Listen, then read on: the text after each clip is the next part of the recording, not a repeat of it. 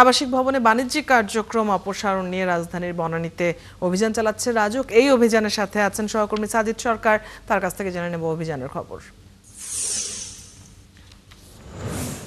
সাজিদ, একটি বিউটি পার্লারের নামে অবৈধ কর্মকাণ্ডের অভিযোগে এক নারী সহ 4 জনকে আটক করা হয়েছে, এটি আমরা জানছিলাম। এছাড়া অভিযানের আর কি খবর আছে, এই খবরটিরও বিস্তারিত জানাবেন এবং এখন পর্যন্ত কয়টি ভবনে এই অভিযান চালানো হয়েছে?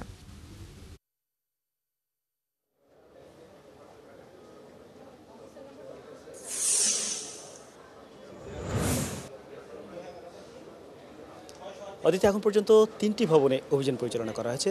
মূলত যে অভিযোগ সেটি হচ্ছে যে সেটি হচ্ছে যে আবাসিক ভবনে বাণিজ্যিক কার্যক্রম কোনোভাবেই পরিচালনা করতে পারবেন না, এবং সেটি যদি করা হয় তাহলে রাজুক থেকে পারমিশন নিতে হবে।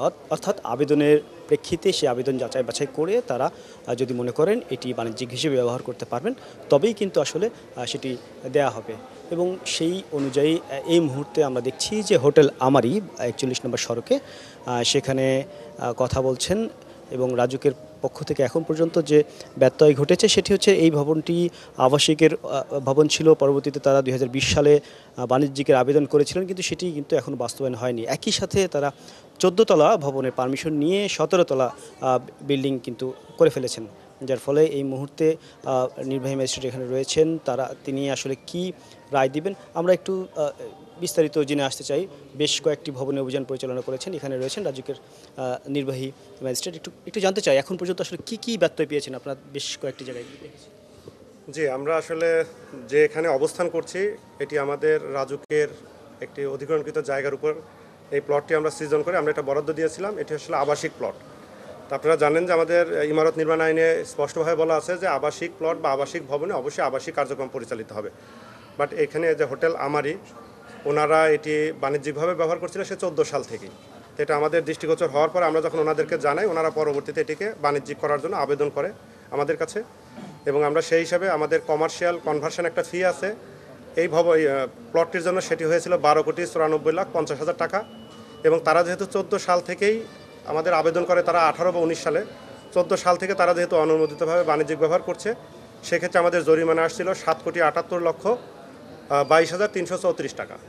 তা আমরা এই বিষয়গুলো অবহিত করে তাদেরকে চিঠি দিই, এবং একই সাথে আপনারা যেটা বললেন যেখানে আমাদের 14 তলা ভবনের অনুমোদন থাকলেও তারা অবৈধভাবে এর উপর স্টিলের স্ট্রাকচার করে আরও 2-3 তলা তারা বর্ধিত করে ফেলেছে।